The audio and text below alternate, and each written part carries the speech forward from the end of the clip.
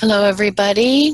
I think we'll continue our series of our brown bag webinars. Welcome to Earthshift Global, and we are going to be listening to Kristen Bellisario speak today on a very interesting topic on how sound can help monitor our environment.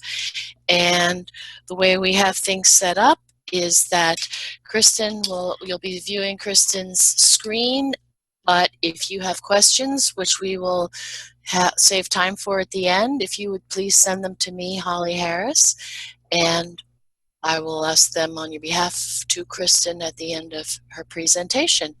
So without further ado, I invite Kristen to begin her presentation to us. And if you wanted to do your own introduction, Kristen, I'd appreciate that.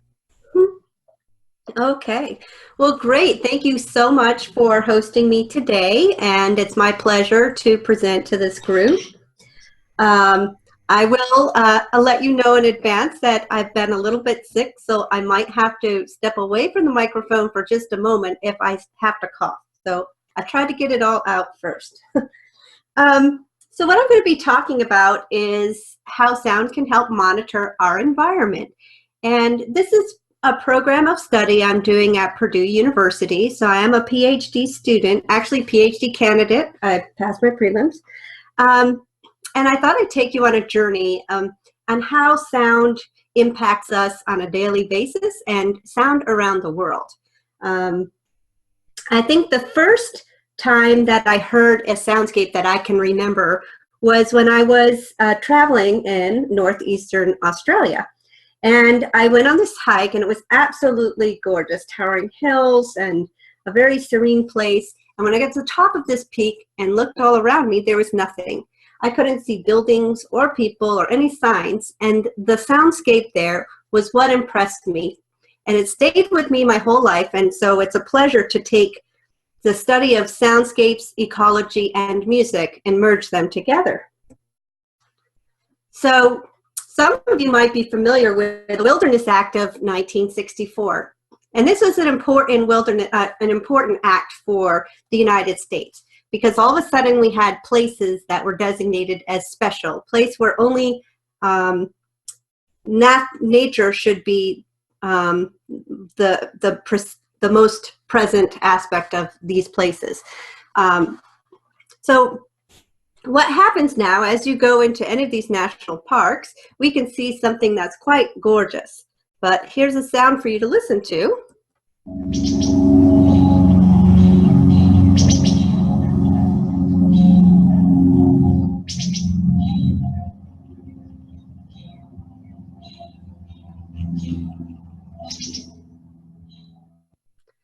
So what we're really trying to define here is, what does untrammeled by man actually mean? I mean, here is a pristine view. We're very visual people, right? But shouldn't we also be oral people as well? So if you want to find a place without airplane noise, actually, it's pretty difficult. Even in the remote places of Alaska, we're doing recordings all over the world, and we estimate there to be an airplane present in many of these remote places as often as every 10 minutes. Now, that doesn't mean every place has a plane every 10 minutes, but it's a fairly frequent occurrence. So it's very interesting. I would like to say that Harry Truman was one of our forward-thinking leaders when he declared the boundary waters in northern Minnesota a no-fly zone in 1948. So if you are looking for a wonderful place without any airplane noise, that might be one of your places to go.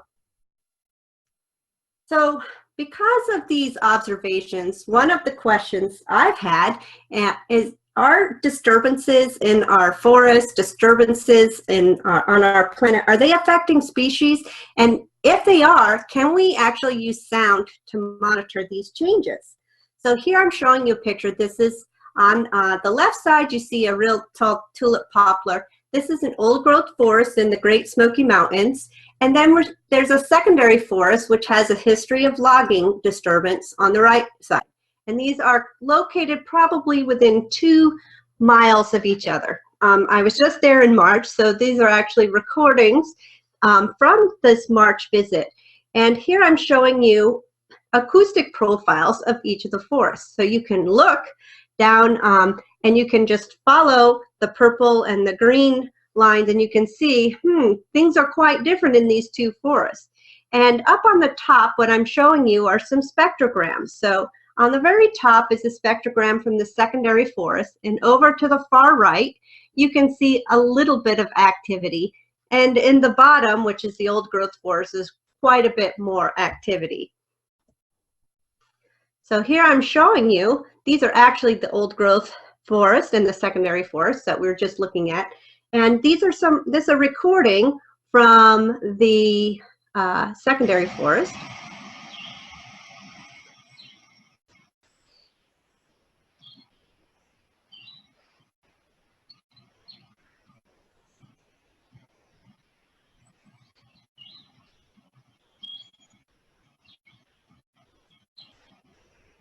And actually, this is the old growth forest. My links got mixed up, it looks like. So the old growth forest, where we're seeing a repeated call, there's a chip call, there's actually another bird species present, and there is a nearby woodpecker, and if you listen carefully, you could actually hear that woodpecker. Both of these recordings are near a stream, so that noise you hear in the background is actually the stream going.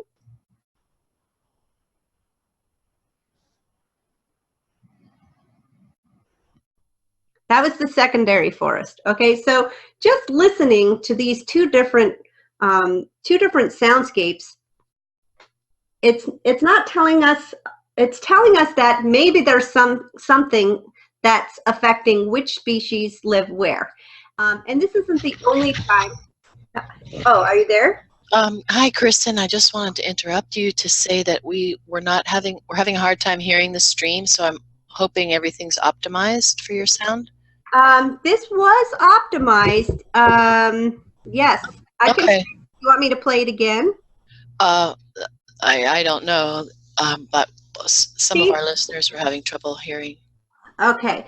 Well, these two sounds are definitely the hardest sounds to hear, even with the optimization, because of that stream noise.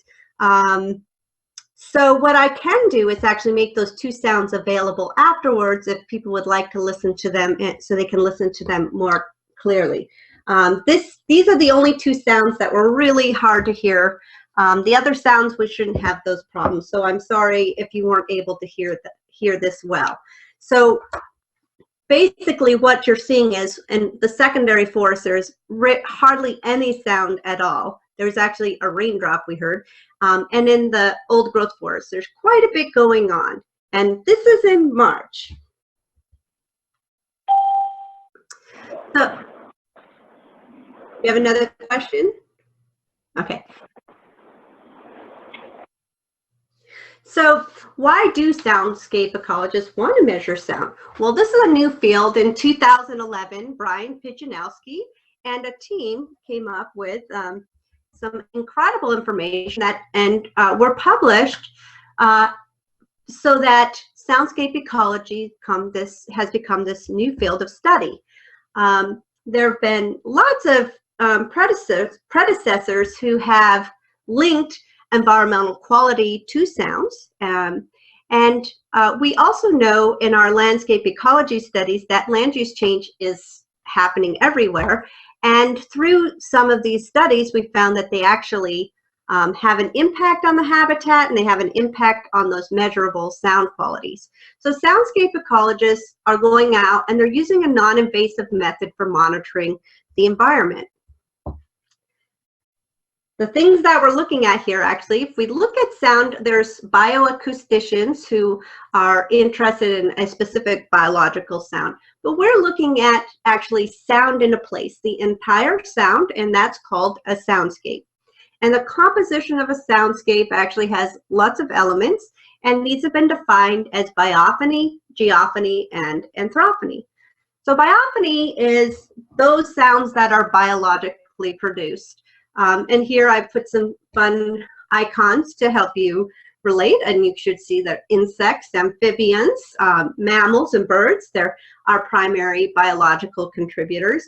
But other sounds are important too, like geophony, which are those sounds that are present in the climates around the world, such as rain and thunder, and even water or ocean patterns. Anthropony, now that's us. This is man-made sounds, and it's not necessarily human communication. This is more like man-made, the sounds that man has brought into the environment, such as machinery or airplanes or powered equipment, these kinds of interruptions. So this is you know what I look like. And this is doing a little bit of field work, and here I am with Dr. Brian Pijanowski, and this is what a sensor looks like. I thought it would be interesting. Now there are different varieties of sensors. So this particular one is called an SM2+, and it has the ability to record sounds for 24 hours a day. You can see it has stereo mics, and there are different ways you can set this up. So we try to get high quality recordings